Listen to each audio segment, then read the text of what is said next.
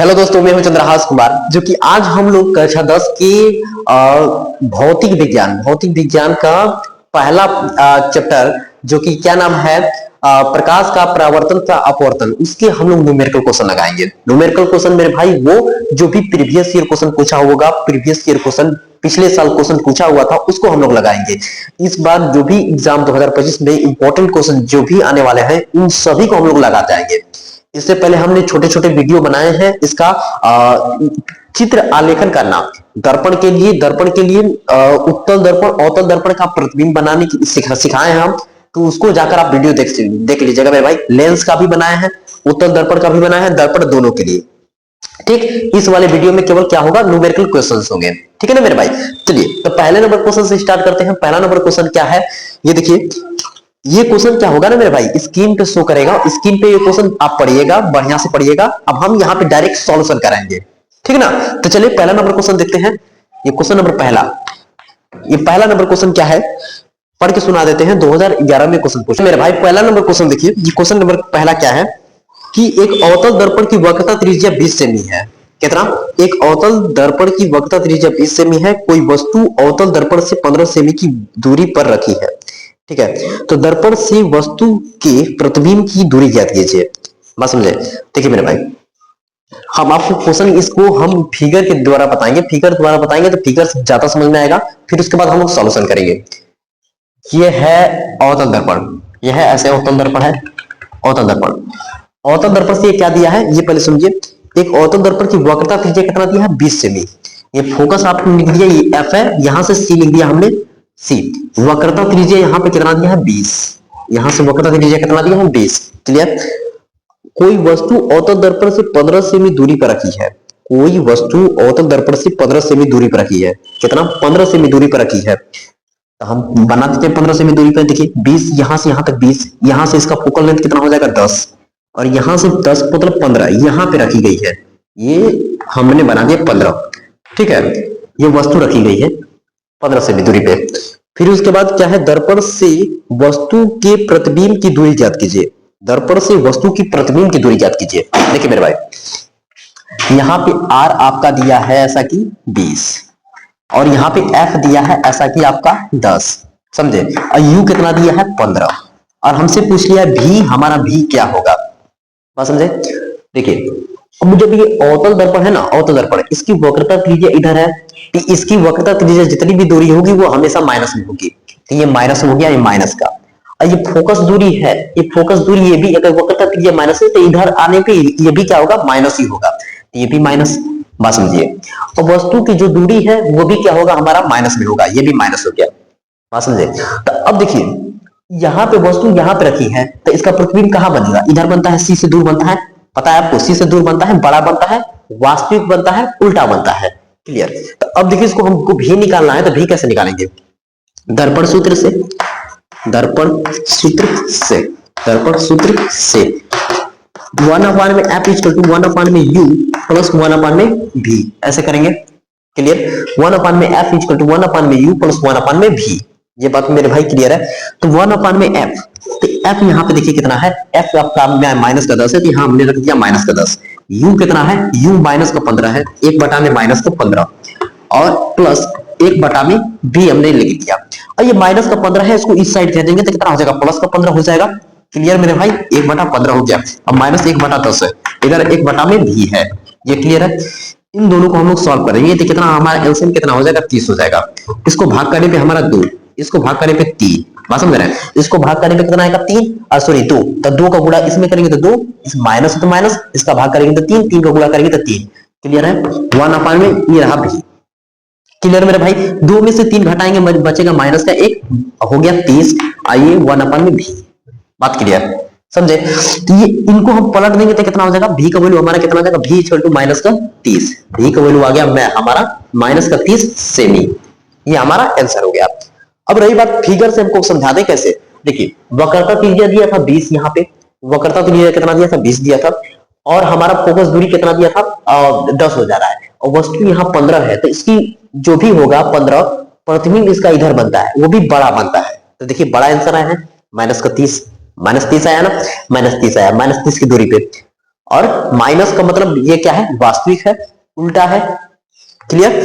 ठीक, पहला question complete. इसको स्क्रीनशॉट लेना है, दूसरा नंबर क्वेश्चन को सॉल्व कर। देखिए मेरे भाई, क्वेश्चन नंबर दूसरा में क्या दिया है, ये क्वेश्चन कि 12 सेमी फोकस दूरी वाले, कितना, 12 सेमी फोकस दूरी वाले अवतल दर्पण के सामने 4 सेमी लंबी एक वस्तु कहां रखी जाए कि उसका 1 सेमी लंबा प्रतिबिंब बने। बात समझे? देखिए मेरे भाई, तो पहले हम आपको इसका फिगर से बना रहे हैं कि फिगर ये क्या होगा। क्वेश्चन तो आपको स्क्रीन पे शो कर दिया, इसको हम फिगर बना रहे हैं कि ये एक है ऐसे अवतल दर्पण, अवतल दर्पण, बात समझे, अवतल दर्पण है, यहाँ पे होता है ध्रुव, यहाँ होता है फोकस, यहाँ होता है वक्रता केंद्र। क्लियर? 12 सेमी फोकस दूरी वाले, यहां बोला है यहां से यहां तक कितना सेमी दिया है, 12 सेमी फोकस दूरी वाले, फोकस दूरी हो गया 12 सेमी। फिर उसके बाद अवतल दर्पण के सामने 4 सेमी लंबी वस्तु को कहां रखी जाए, यहां से यहां तक वस्तु को कहां रखी जाए, वो जो कि वो 4 सेमी लंबी हो। देखिए ये 4 सेमी लंबी है, हमको 4 सेमी लंबी वस्तु है, ये पहले बात समझिए, 4 सेमी लंबी है। ये हमको बताना है कि यू कहां रखा है, कितनी दूरी पर रखा है, यू हमें नहीं पता है, तो हम लिख देंगे यू हमको बताना है, यू। क्लियर? फिर उसके बाद क्या दिया है, एक वस्तु कहां रखी जाए कि उसका 1 सेमी लंबा प्रतिबिंब बने। प्रतिबिंब कितना बनना चाहिए, जो नीचे प्रतिबिंब बनेगा 1 सेमी लंबा प्रतिबिंब बनना चाहिए, 1 सेमी लंबा प्रतिबिंब बने। ठीक, ये बताना हमें 1 सेमी लंबा प्रतिबिंब बने। ठीक, चलिए कोई नहीं, हम बता रहे हैं। यहां से यहां तक एफ रखेंगे, एफ कितना हुआ हमारा, माइनस का 12 हो गया। और उसके बाद हमारा देखिए एफ 12 हो गया। अब वस्तु यू हमें बताना है कि यू कितना हो जाएगा, और यू हमें बताना है कि यू क्या हो जाएगा। और ये वस्तु की लंबाई दिया है कितना, वस्तु की लंबाई दिया है 4, तो हम कह सकते हैं कि m इक्वल टू होता है माइनस का v अपान में u, माइनस का v अपान में u होता है, और h डैश अपान में h होता है। ये क्लियर मेरे भाई, h डैश अपान में h होता है, ये सही है, क्लियर है। ठीक है, एच डैश का मतलब है कि वस्तु की लंबाई, वस्तु की लंबाई यहां से देखिए यहाँ कितनी है, 4 है। वस्तु सॉरी ये है भी मतलब कि ये इमेज होता है, आई होता है, आई की लंबाई कितना दिया है, 1 सेमी, और वस्तु की लंबाई कितना दिया है, 4, ये हो गया 4। क्लियर?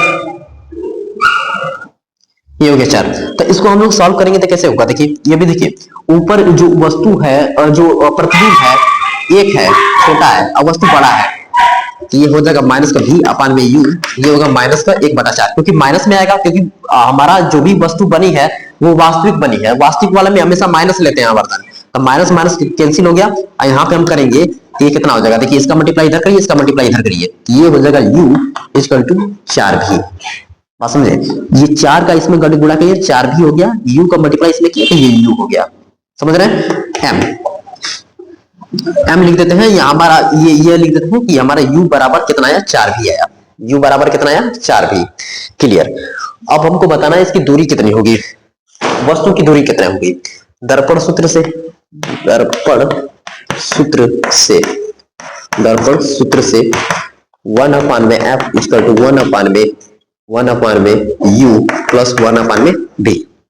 1 अपान में f मेरे भाई कितना दिया है, 12 दिया है, माइनस का 12, 1 अपान में u कितना, देखिए u बराबर 4v, यहां रख सकते हैं 4v प्लस 4, यह है v। क्लियर? इन दोनों का एलसीएम ले लेते हैं, एलसीएम कितना आएगा, 4v एलसीएम आएगा 1 प्लस यहां से कितना हो जाएगा, v से v कैंसिल हो जाएगा, 4 हो जाएगा, यहाँ कितना है 1 बटा में माइनस का 12, 1 बटा में माइनस का 12। ये देखिए इसको अब हम करें तो ये सॉल्यूशन करनी है तो कितना हो जाएगा, देखिए 1 बटा में माइनस का 12, इसको करें तो 5 बटा में कितना हुआ, 4v हो गया। क्लियर? इसको हम कैसे करें तो कितनी बार में, 3 बार में कैंसिल हो जाएगा, माइनस का 3 बार में, इसका मल्टीप्लाई इधर, इसका मल्टीप्लाई इधर, तो v इक्वल टू कितना हो गया, माइनस का 15। v का वैल्यू कितना आया, माइनस का 15 आ गया। जो माइनस का 15 आ गया v का वैल्यू, तो हमारे u कहां पे रखना है, यहां पे बताना ना, तो v का वैल्यू यहां पे रख दीजिए। u देखिए u इक्वल टू 4 गुणे माइनस 15, तो 15 चौके 60, तो हमारा वस्तु कहां रखना है, 60, वस्तु 60 मतलब कि दूरी यहां से ज्यादा दूरी पे होगी, 60 पे होगी, तो हमारा प्रतिबिंब कहां बनेगा, इधर बनेगा बीच में। क्लियर? u का वैल्यू हमारा कितना है, 60, और v का वैल्यू कितना है, -15। इसको स्क्रीनशॉट लीजिए, क्वेश्चन नंबर दूसरा सॉल्व किया जाए। नंबर तीसरा देखिए मेरे भाई, क्वेश्चन नंबर तीसरा क्या दिया है कि 20 सेमी वक्रता त्रिज्या वाले 20 सेमी वक्रता त्रिज्या वाले अवतल दर्पण के सामने 5 सेमी की दूरी पर 5 सेमी की दूरी पर एक मोमबत्ती रखी जाती है। एक मोमबत्ती रखी जाती है। मोमबत्ती का इस स्थिति में प्रतिबिंब कैसे बनेगा? देखिए मेरे भाई, ये एक ऐसे अवतल दर्पण है, अवतल दर्पण है, ऐसे अवतल दर्पण बढ़ा दिया हमने। यहाँ पे ली दिया एफ फोकस है, यहाँ पे ली दिया वक्रता त्रिज्या है। क्लियर? अब क्वेश्चन में पहले बोला क्या है? 12 सेमी वक्रता त्रिज्या। देखिए यहां से यहां तक वक्रता त्रिज्या है तो कितना है? 20 सेमी। ये हो गया 20 सेमी वक्रता त्रिज्या हमारी। क्लियर? फिर उसके बाद क्या है? 5 सेमी। देखिए अवतल दर्पण के सामने 5 सेमी की दूरी पर एक मोमबत्ती रखी जा रही है। कितना सेमी? 5 दूरी के सेमी पर। जब यहां से यहां वक्रता त्रिज्या 20 है तो फोकस दूरी कितना होता है? 10। इसका आधा होता है ना, इसका आधा फोकस दूरी। यहां से यहां तक हो गया 10। क्लियर? 5 सेमी पर हमारा एक मोमबत्ती रख रही है। यहाँ पर मोमबत्ती है, ऐसे मोमबत्ती 5 सेमी। यहां से यहां तक दूरी कितनी है? 5 सेमी की है। ये बात समझे? 5 सेमी की फोकस दूरी है ये हमारा यहाँ पे। क्लियर? फिर उसके बाद हमसे क्या बोला है कि मोमबत्ती है, तो इस मोमबत्ती का इस स्थिति में प्रतिबिंब कहां बनेगा? आपको अब समझा रहे हैं। देखिए अब चित्र आलेखन नहीं किया है ना मेरे भाई, तो आपको करने में तो बड़ा दिक्कत होगा यार। अगर ये हो सके तो मेरा वीडियो देख लीजिएगा पहले। चित्र आलेखन करने हमने बताया है, चित्र आलेखन कैसे करना है। और चित्र आलेखन करने जान जाएंगे ना तो जिस सवाल को बहुत ज्यादा से ज्यादा इजी बना देंगे, बहुत बढ़िया से कर देंगे सॉल्यूशन। यहाँ पे ऐसे हम लोग ऐसे कर दिए। देखिए पता है आपको, जो फोकस होता है यहाँ पोल होता है, और फोकस और पोल के बीच में जब वस्तु होती है ना तो उसका प्रतिबिंब कहाँ बनता है? दर्पण के पीछे बनता है। कहाँ? दर्पण के पीछे आभासी बड़ा बनता है। अरे देखिए यहाँ पे ऐसे या तो फोकस ले जाएंगे, यहाँ पे ऐसे फोकस ले जाएगी, और यहाँ ऐसे ले जाएंगे तो क्या होता है? पीछे बनता है, दर्पण के पीछे बनता है, आभासी बनता है, सीधा बनता है, बड़ा बनता है। ये क्लियर? बढ़िया, बेस्ट। तो हम कैसे करेंगे मेरे भाई? यहाँ पे देखो u इक्वल टू कितना हुआ? -5 हुआ, 5 सेमी। और f कर दे हमारा, तो यहाँ -10 हो गया, -10 सेमी। ये क्लियर है? हमको क्या करना है? v का वैल्यू ज्ञात करना है कि v का वैल्यू क्या होगा। तो दर्पण के सूत्र से ऐसे लिखेंगे, दर्पण के सूत्र से, दर्पण के सूत्र से, दर्पण के सूत्र से 1/f equal to 1/u plus 1/v। ये भाई क्लियर है मेरा भाई? और यहाँ f का वैल्यू यहाँ कितना रखेंगे? -10 रखेंगे। और u का वैल्यू यहाँ पे देखिए, u हमारा -5 दिया है, -5 प्लस v, ये v है। ये माइनस को इधर भेजेंगे तो 1/5 प्लस में हो जाएगा। ये माइनस पहले से ही है, -1/10, और यहाँ कितना है? 1/v है। एलसीएम ले लेंगे मेरे भाई, यहाँ से 10 हो गया, यहाँ से भाग करेंगे तो देखिए, भाग करेंगे तो 2, गुणा करेंगे तो 2 हो जाएगा। यहाँ भाग करेंगे 1, यहाँ 1 आ जाएगा, 1/v आ गया। क्लियर है? बेस्ट, बढ़िया। यहाँ में से 2 में से 1 जाएगा तो कितना बचेगा? 1। यहाँ लिखा गया 1, और नीचे कितना हो गया? 10 गुणे 1/v। क्लियर? इन दोनों को पलट दीजिए, चाहे तो पलट दीजिए। देखिए v को ऊपर लगे v, और 10 को ऊपर लगे 10, तो v का वैल्यू कितना आ गया? 10 आया, वो भी प्लस में आया। तो प्लस ये बताता है ना कि वस्तु की जो प्रतिबिंब बना है वो क्या है? आभासी है, काल्पनिक है। और रही बात बड़ा बना है कि छोटा, देखिए ना यहां से यहां तक कितना है? 5। इसकी दूरी कितनी दी है? 10। बात समझ गए? तो ये हमारा आंसर हो गया। आंसर कितना हो जाएगा? 10। Correct answer. इसको स्क्रीनशॉट लीजिए, क्वेश्चन नंबर किया जाए, चौथे को सॉल्व किया जाए। क्वेश्चन नंबर चौथा ये पूछा हुआ है, 2011 में क्वेश्चन पूछा हुआ है। ये क्वेश्चन स्क्रीन पे शो कर रहा है, उसको देखिए मेरे भाई बढ़िया से। कॉपी कलम लेके बैठेंगे तो ज्यादा बेटर रहेगा। ये क्वेश्चन क्या है? एक अवतल दर्पण की वक्रता त्रिज्या कितनी दिया है? 40 सेमी। एक अवतल दर्पण है जिसका वक्रता त्रिज्या दिया है 40 सेमी। ऐसे हम बना देते हैं, और यहां लिख देते हैं क्वेश्चन नंबर चौथा। अवतल दर्पण है ऐसे जिसकी वक्रता त्रिज्या कितना दिया है? यहाँ c, यहाँ लिख देते हैं f, यहाँ लिख देते हैं p। यहां से यहां तक वक्रता त्रिज्या कितना दिया है? 40। ये क्लियर? वक्रता त्रिज्या कितना दिया है? 40 दिया है। ठीक है? 4 सेमी लंबी एक वस्तु दर्पण से 30 सेमी दूरी पर रखी है। कितनी सेमी? 30 सेमी दूरी पर रखी है। देखिए यहां से यहां तक दूरी कितनी है? 40 है। तो यहां से यहां तक दूरी कितनी होगी? 20। ये बात क्लियर है आपको? ये बात मेरे भाई क्लियर है? और वस्तु कितनी कहां रखी गई है? 30 सेमी दूरी पे। तो यहां से यहां तक 30 सेमी यहाँ पे आएगा। अरे आएगा ना मेरे भाई? यहां से 30 सेमी दूरी, यहां से यहां तक जो वस्तु रखी है, अब कितनी सेमी लंबी है?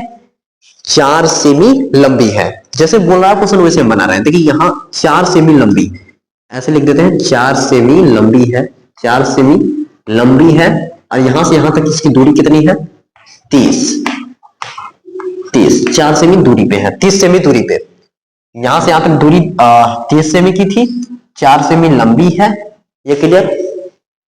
तो उसके बाद हमसे पूछा है कि प्रतिबिंब की स्थिति व लंबाई ज्ञात कीजिए। प्रतिबिंब की स्थिति और लंबाई ज्ञात कीजिए। देखिए हम सॉल्यूशन कर रहे हैं। प्रतिबिंब की स्थिति मतलब कि भी हमसे पूछा है। देखिए जो है पहले लिख लेते हैं। आर कितना दिया है -40, -40। एफ हमारा कितना हो जाएगा -40 बटा में 2 कर देंगे तो कितना आ जाएगा -20 आ जाएगा, 20 सेमी। ये क्लियर है ना? क्लियर मेरे भाई, यहाँ -20 सेमी हो जाएगा ये फोकस दूरी। क्लियर। उसके बाद हम क्या निकालना चाहें तो निकल जाएगा हमारा फोकस दूरी का। यू दिया है -30, यू दिया है -30, ये दिया है यू -30 दिया है। क्लियर। और ये क्या दिया है जो वस्तु, उसकी लंबाई कितना दी है 4, वस्तु की लंबाई कितना दी है 4। अब हमको प्रतिबिंब पूछा, प्रतिबिंब की स्थिति कहां होगी, भी हमसे पूछा है कि भी क्या होगा, बात समझे। और ये भी पूछा है इसकी हाइट क्या होगी। देखिए आवर्धन का फार्मूला होता है m, यहां लिख देते हैं आवर्धन, आवर्धन लिख दे m equal to h dash upon में h। क्लियर। और यहां लिख देते हैं माइनस का v अपान में u, माइनस का v अपान में u। क्लियर। देखिए यहां तक क्लियर है। उसके बाद हम लोग कैसे सॉल्व करेंगे इसको। यहां पे फोकस दूरी हमारी कितना दिया है, इतना दिया, फोकस दूरी हमने लिख दिया, ये लिख दिया। अब इसके बाद देखिए यहां से हम यू भी निकाल सकते हैं, तो भी निकालते हैं हम देते हैं पहले दर्पण सूत्र से, दर्पण सूत्र से, दर्पण सूत्र से 1 अपान में f इक्वल टू 1 अपान में u प्लस 1 अपान में v। समझे। तो 1 अपान में f कितना है -20 है, -20 यहां रख देते हैं।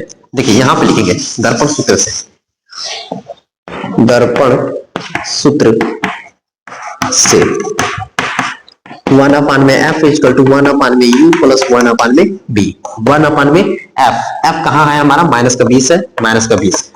u कितना दिया है, u हमारा -30 दिया है, अब प्लस ये रहा v।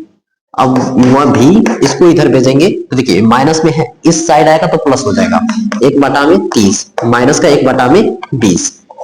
पहले यहां तक मेरे भाई समझिए, जल्दी से स्क्रीनशॉट ले रहा है तो स्क्रीनशॉट लीजिए, यहां तक क्लियर है। ओके। अब देखिए इसके बाद यहां हम इनका एलसीएम लेते हैं तो हमारा आ जाएगा एलसीएम 60, एलसीएम आ जाएगा 60। क्लियर। एलसीएम आ गया 60, 1 अपान में भी है ना। अब देखिए 60 में अगर हम 30 का भाग करते हैं तो कितना आएगा 2, तो यहां लिख देंगे 2 माइनस 20 में हम 60 का भाग करते हैं तो कितना आएगा 3, यहां लिख देंगे 3। क्लियर। 2 में से 3 माइनस करेंगे तो कितना आएगा -1 और नीचे हो जाएगा 60, और यहाँ कितना है 1/b है ना। क्लियर। क्लियर है, बढ़िया है। अब देखिए इसका मल्टीप्लाई इधर कर दें, इसका मल्टीप्लाई इधर कर देते हैं तो v इक्वल टू हो गया -60, v इक्वल टू आ गया हमारा -60, v इक्वल टू आ गया -60। यहां तक क्लियर है। हमारा v का वैल्यू -60 आ गया। अब हमको निकालना है कि इसका आवर्धन क्या होगा, या तो क्या बोलते हैं जो इमेज है उसकी बताना है, हाइट बताना है कि हाइट कितनी होगी। ये 4 है और प्रतिबिंब है उसकी हाइट बताना है। तो देखिए h डैश अपान में h डैश का मतलब क्या होता है पता है, जो प्रतिबिंब है उसकी ऊंचाई, और h का मतलब है जो वस्तु है उसकी ऊंचाई। यहां पे हमको तो निकालना है, ये निकालना है, इसको हमको सॉल्व करना है ना। देखिए पहली बात इन दोनों को देखना है, आवर्धन हमारा क्या आएगा, आवर्धन हमारा क्या आएगा ये पहले बताइए। हमारा ये जो दिया है -60, ये u -60 है, और वो क्या दिया है, कितना दिया है ये -30 दिया है। तो इन दोनों को सॉल्व कर देते हैं, -60 और -30 है ना। अरे ये यहाँ पे जो भी अपान में u होता है, इन दोनों को कैंसिल करने पे कितना आ रहा है 2। मतलब कि हमारा जब ये है जो इमेज है वो कितना है, प्रतिबिंब की दूरी 60 और वस्तु की दूरी 30, तो हमारा धनात्मक में आएगा आंसर। यहाँ पे कितना है h dash equal to h यहाँ पे कितना है 4, इसको करने पे कितना आ रहा है 2, तो h डैश इक्वल टू कितना हो गया 4 दूनी की 8। मतलब कि हमारा प्रतिबिंब जो है उसकी ऊंचाई कितनी होगी 8। बात समझे, ये हमारा आंसर है। इसको जल्दी से स्क्रीनशॉट लीजिए। रही बात माइनस की, तो मेरे भाई माइनस का ही आएगा यार, माइनस का इसको कर लेते हैं, माइनस की कर लेंगे। तो देखिए समझा रहे हैं, आपको समझा रहे हैं। देखिए यहाँ पे ये इतना कर दिया हम, तो ये तो माइनस में ही आएगा, माइनस का 2। तो माइनस का 2 है, इसका गुणा कर देंगे तो कितना हो जाएगा, माइनस का 8 हो जाएगा। अरे माइनस का 2 ही तो यहाँ बचेगा, यहाँ पे क्योंकि ये पे देखिए, यहाँ पे एक मिनट समझिए, माइनस का भी अपान में यू होता है, माइनस का भी अपान में यू होता है। फिर उसके बाद हम ये वाला रखते हैं, इसको माइनस का 60 बटा में माइनस का 30। ये बाहर माइनस है, तो माइनस माइनस कट के इधर 2 आ जाएगा, यहाँ से 2 आएगा, लेकिन माइनस आगे लगा है, तब माइनस का 2, इसका गुणा करेंगे तो माइनस का 8। आंसर माइनस का 8 मतलब कि नीचे बन रहा है, माइनस का 8 उसकी क्या होगी, दूरी होगी। क्लियर। इसको जल्दी से स्क्रीनशॉट लीजिए, क्वेश्चन नंबर 5 सॉल्व किया जाए। देखिए ये क्वेश्चन 2017 में पूछा हुआ है। 15 सेमी फोकस दूरी वाले अवतल दर्पण के सामने, अवतल दर्पण के सामने 30 सेमी की दूरी पर 2 सेमी लंबी एक वस्तु रखी है। देखिए कैसे क्वेश्चन बनाएंगे, कैसे सॉल्व करेंगे। 5वां नंबर क्वेश्चन, 15 सेमी फोकस दूरी वाले अवतल दर्पण के सामने, ऐसे यहाँ अवतल दर्पण बना लेना है। अवतल दर्पण बना लिया हमने, यहाँ पे लिख दिया F, यहाँ लिख दिया हमने C, यहाँ लिख दिया P, ठीक है। तो 15 सेमी फोकस दूरी वाले, 15 सेमी फोकस दूरी वाले, यहां से लिख दिया हमने 15 सेमी फोकस दूरी वाले, 15 सेमी फोकस दूरी वाले, ऐसे हमने कर दिया, 15 सेमी फोकस दूरी हो गई। फिर उसके बाद अवतल दर्पण के सामने 30 सेमी दूरी पर, 30 सेमी दूरी पर 15 सेमी फोकस दूरी वाले अवतल दर्पण के सामने 30 सेमी फोकस दूरी, 30 सेमी, यहां से 30 सेमी की दूरी पर, 30 सेमी की दूरी पर, देखिए इसका फोकस दूरी यहाँ मतलब वक्रता केंद्र पर ही रख रहा है वस्तु को, यहाँ वस्तु रखा है, यहाँ वस्तु रखा है 30 सेमी की दूरी पर। तो हम जानते हैं मेरे भाई ये 15 है, तो इसका दुगुना यहाँ पे 30 होता है, तो वक्रता केंद्र पर ये वस्तु रखा है पहले। तो पहले ये यहाँ पे u का वैल्यू आपका हो गया 30 सेमी। क्लियर। फिर उसके बाद बोला है कि दूरी पर 2 सेमी लंबा, ये जो भी है वो 2 सेमी लंबा है। क्या है, 2 सेमी लंबा है, लंबी एक वस्तु रखी है। तो बनने वाला प्रतिबिंब की स्थिति ज्ञात कीजिए, आकार की प्रकृति और किरण आलेख कीजिए। देखिए हमको मालूम है कि वक्रता केंद्र पर जो भी प्रतिबिंब बनता है वक्रता केंद्र पे ही बनता है, बराबर बनता है, वास्तविक बनता है, उल्टा बनता है। ये बात का क्लियर है मेरा। तो मतलब कि आंसर आएगा, जो भी आएगा वो भी आएगा माइनस का 30 आएगा। आंसर हम डायरेक्ट बता रहे हैं, माइनस का 30 आएगा। और लंबाई देखिए 2 है, तो ये भी लंबाई इसका भी 2 ही होगी, ये भी 2 होगी, लेकिन ऊपर प्लस में होता है, नीचे माइनस में होता है, लेकिन हम लोग ले लेंगे माइनस में ही, माइनस में, लेकिन लंबाई 2 से भी होगी। हो गया। अब देखिए सॉल्यूशन कर रहे हैं इसका। फोकस दिया था F, माइनस का 15 हो जाएगा। U कितना दिया है, माइनस का 30, ये दिया है माइनस का 30। फिर उसके बाद हमसे क्या करेंगे, भी निकालना है, भी निकालना है, ठीक है जी, भी निकाल लेंगे। फिर उसके बाद हमको क्या बताना है, इसकी हाइट बताना है, इमेज की हाइट, इमेज की हाइट क्या होगी ये बताना है। क्लियर, क्लियर, यहां तक क्लियर है। अब देखिए सॉल्यूशन कर रहे हैं दर्पण सूत्र से, दर्पण सूत्र से, दर्पण सूत्र से, दर्पण सूत्र से क्या करेंगे, 1/f equal to 1/u plus 1/v। ये क्लियर है। 1/f मेरे भाई यहाँ 1 को 15 हो गया, माइनस का 15, u कितना है मेरा, माइनस का 30 है, तो यहाँ हमने रख दिया माइनस का 30, और यहाँ पे देखिए प्लस 1/v, इसको इधर भेज देते हैं, ये हो जाएगा प्लस में, ये माइनस से इधर जाएगा प्लस में हो जाएगा, अब माइनस का ये हो गया 15, और ये कितना हो, 1/v हो गया। क्लियर। इसको एलसीएम ले लेते हैं यहाँ पे। देखिए एलसीएम लेंगे तो हमारा आ जाएगा एलसीएम 30, इसको भाग करेंगे 1 हो गया, इसका भाग करेंगे तो 2, माइनस का 2। ये क्लियर। यहाँ पे 1/v, इसको देखिए सॉल्यूशन करिए, देखिए 1 में से 2 जाएगा, माइनस का 1 बचेगा, और नीचे हो गया 30, इधर कितना है, 1/v है ना कि v, अतः v का वैल्यू कितना है, माइनस का 30, v का वैल्यू हो गया माइनस का 30। देखिए या तो आप ऐसे सॉल्यूशन करिए, या तो देखते ही आंसर मारिए मेरे भाई, फिगर से ही मार दीजिए। कंप्लीट। अब रही बात हमको इसकी ऊंचाई बताना है। देखिए हम जानते हैं m इक्वल टू क्या होता है, m equal to h dash upon में h होता है। Clear. m equal to h dash upon में h होता है, और ये भी होता है, हम जानते हैं माइनस का v अपान में u होता है। क्लियर, क्लियर, बढ़िया बढ़िया, बेस्ट बेस्ट। यहाँ h डैश, यहाँ h की इसका दिया है, लंबाई कितना दिया, h मतलब क्या होता है, नीचे वाला वस्तु होता है ना जी, नहीं जानते हो क्या, आई ये भी तो होता है, आई अपान में o, आई अपान में o, m इक्वल टू आई अपान में o। आई का मतलब इमेज, o का मतलब ऑब्जेक्ट, आई का मतलब इमेज, o का मतलब ऑब्जेक्ट, ऑब्जेक्ट मतलब वस्तु, वस्तु की लंबाई देखो ना कितना दिया है, 2 दिया है ना, तो यहाँ हमने रख दिया 2। बस बात समझ में आ रही है। एच डैश इक्वल टू यहां रख दिया हमने 2, बात समझे। माइनस माइनस लगाओ, ये भी है, ये भी कितना दिया है -30, यहां -30 रख दिया आपने। Clear clear. और यहाँ यू यू देखो ना मेरे भाई, यहाँ यू कितना दिया है -30 दिया है, ये भी लोग -30 रख दिए। Clear clear clear. ये माइनस से माइनस खत्म, ये हो गया 1 आया ना, 1 आई 1 को गुणा करेंगे तो माइनस का 1, h dash equal to minus का 1 बटा में 2, अब 2 का गुणा इधर कर देते हैं, h dash equal to minus का 2, तो वस्तु की इमेज कितनी हो गई -2 हो गई हमारी, direct clear.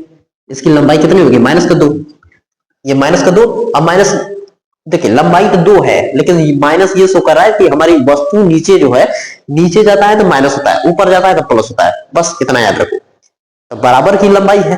Clear complete. Question number 5वां कंप्लीट। स्क्रीनशॉट लेना है, स्क्रीनशॉट लो, क्वेश्चन नंबर 6वां सॉल्व किया जाए। चलिए मेरे भाई क्वेश्चन नंबर हम 6वां सॉल्व करते हैं। क्वेश्चन नंबर 6वां में क्या दिया है देखिए, उत्तर प्रदेश का क्वेश्चन में ये है, पूछा हुआ है 2016 में, 12 में, 11 में क्वेश्चन पूछा हुआ है मेरे भाई। क्लियर बढ़िया। अब देखिए सॉल्यूशन, क्वेश्चन को सॉल्यूशन करते हैं। वायु के सापेक्ष जल एवं कांच के अपवर्तनांक क्रमशः दिया है 4/3 तथा 3/2, ज्ञात कीजिए। अब ज्ञात करने के लिए बोला है, पहला क्वेश्चन क्या है, कांच के सापेक्ष जल का अपवर्तनांक, दूसरा दिया है जल के सापेक्ष कांच का अपवर्तनांक। मेरे भाई बहुत बढ़िया क्वेश्चन है यार। देखो इसको लिखते हैं हम पहले कि देखो जैसे बोला है वैसे लिख लेते हैं, इस क्वेश्चन को ही लिख देते हैं हम। वायु के सापेक्ष जल का अपवर्तनांक, जल एवं कांच का अपवर्तनांक, जल एवं कांच का अपवर्तनांक,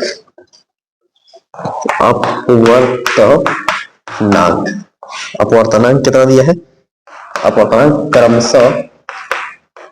क्रमशः दिया है 4/3 तथा 3/2 है। देखो लिखने का तरीका बता रहे हैं आपको, देखो कैसे लिखना है। वायु के सापेक्ष जल का अपवर्तनांक, वायु के सापेक्ष ऐसे करेंगे मेरे भाई, एन, ये वायु को देखो यहां लिख देते हैं। वायु को इंग्लिश में क्या जानते हो, एयर, इसको एयर हो गया। अरे जल है, जल इसको क्या जानते हो, वाटर। कांच इसको क्या जानते हो, ग्लास, ये जानते हैं ना, ये जानते हैं। देखिए वायु एयर है, इसको ए से लिखेंगे, ठीक। जल वाटर है, इसको क्या लिखेंगे, डब्ल्यू से लिखेंगे। क्लियर। अब देखिए कांच है, इसको लिखेंगे जी से, ग्लास के लिए जी से लिखेंगे। क्लियर है। चलिए देखिए, वायु के सापेक्ष जल का अपवर्तनांक, वायु के सापेक्ष जल का अपवर्तनांक, वायु के सापेक्ष जल का अपवर्तनांक, वायु है इसको लिखेंगे एन, ये ए से एयर, वायु के सापेक्ष जल का अपवर्तनांक के लिए लिखेंगे वाटर। वायु के सापेक्ष जल का अपवर्तनांक, क्लियर। यहां लिख देंगे हम लोग कितना, 4/3। अब यही वायु के सापेक्ष जल हो गया कांच के लिए, किसके लिए, एवं कांच, पहले जल के लिए उसके बाद कांच के लिए। तो यहां लिखेंगे वायु के सापेक्ष कांच के लिए ग्लास का अपवर्तनांक कितना है, 3/2 है, 3/2 है। क्लियर। ये देखिए पहले हम लोग लिखने का तरीका लिख दिए। अब इसके बाद 2 क्वेश्चन पूछा है, पहला क्वेश्चन दूसरा क्वेश्चन, दोनों क्वेश्चन को लिख के आपको समझा रहा है। देखिए पहले इसको करते हैं रफ, हमने कर दिया रफ, देखिए रफ कर दिया।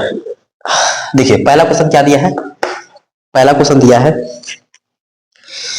कांच के सापेक्ष जल का अपवर्तनांक, कांच के सापेक्ष जल का अपवर्तनांक, जल का अपवर्तनांक, जल का अपवर्तनांक, ये लिख दिया।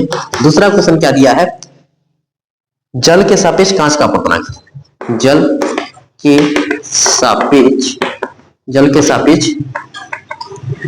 कांच का अपवर्तनांक। 2 क्वेश्चन पूछा हुआ है, दोनों क्वेश्चन को बता रहे हैं। देखिए पहले क्वेश्चन में क्या है, कांच के सापेक्ष जल का अपवर्तनांक, ये बोला कांच के सापेक्ष जल का अपवर्तनांक। मेरे भाई यहां कांच के सापेक्ष देखो, कांच के सापेक्ष ग्लास, किसका अपवर्तनांक, जल का। ऐसे लिखिए कांच पहले है तो कांच के लिए ग्लास, और किस सापेक्ष, जल का, जल का। देखो अब इसको हमको सॉल्यूशन करना है। देखिए जो बाद में है ना उनको पहले लिखेंगे और जो पहले है उसको लिखेंगे बाद में। क्लियर? तो जो बाद में है उसको लिखेंगे पहले, तो यहाँ पे एन, ए एन डब्ल्यू अपान में ए एन जी गिलास, ऐसे। क्लियर? देखो ए जो बाद में था उसको पहले और जो पहले था उसको बाद में। क्लियर बात समझे? ये देखो ए एन डब्ल्यू वाला यहाँ पे क्या है, ये है 4/3, यहाँ लिखना है 4/3। क्लियर? ए एन जी वाला कितना है, 3/2 है, तो यहाँ लिखेंगे 3/2। क्लियर? बढ़िया। अब पहले वाले का मल्टीप्लाई लास्ट में करना है, बीच वाले का मल्टीप्लाई बीच वाले से करना है। क्लियर? बढ़िया। 4 को गुणा 2 में कर दो कितना हो गया 8, और 3 को गुणा 3 में कर दो कितना हो गया 9। ये हमारा हो गया अब आंसर, ये हो गया हमारा आंसर। ये क्लियर? पहले क्वेश्चन का आंसर हो गया। उसी तरह हम दूसरा क्वेश्चन को सॉल्व करेंगे। स्क्रीनशॉट लो, इसको करते हैं रफ, इसको करते हैं रफ, इसको कर दिया हमने रफ। देखो रफ कर दे, देखो इसको हमने कर दिया रफ। ठीक, अब देखो दूसरा क्वेश्चन को देखते हैं। जल के सापेक्ष कांच का अपवर्तनांक, कांच का अपवर्तनांक जल के सापेक्ष। देखो भाई जल है तो वाटर होगा, पहले जल है तो जल। किसका अपवर्तनांक, कांच के लिए, कांच के लिए लिखते हैं गिलास। क्लियर? हमने क्या बताया कि जो बाद में होता है ना उसको लिखना है पहले, तो ये लिखेंगे ए एन जी। क्लियर? और जो पहले होता है उसको लिखना है बाद में, ए एन डब्ल्यू। क्लियर? बढ़िया, बेस्ट। देखो मेरे भाई ए एन जी है ना, ए एन जी वाला कितना है 3/2 है, तो यहाँ लिखना 3/2, 3/2। ओके। ए एन डब्ल्यू वाला देखो ना मेरे भाई 4/3 है, यहाँ लिखना 4/3। क्लियर? बढ़िया, बेस्ट। तो पहले वाले का मल्टीप्लाई लास्ट में कर दो और बीच वाले का बीच में कर दो। ये है, ये है, ठीक है ना? तो 3 में 3 को करेंगे कितना आएगा 9, और इसमें 4 में 2 को करेंगे कितना आ जाएगा 8। ये हो गया 9/8। ये हमारा हो गया आंसर। बोलो बात समझ में आई कि नहीं समझ में आई? स्क्रीनशॉट जल्दी से लो।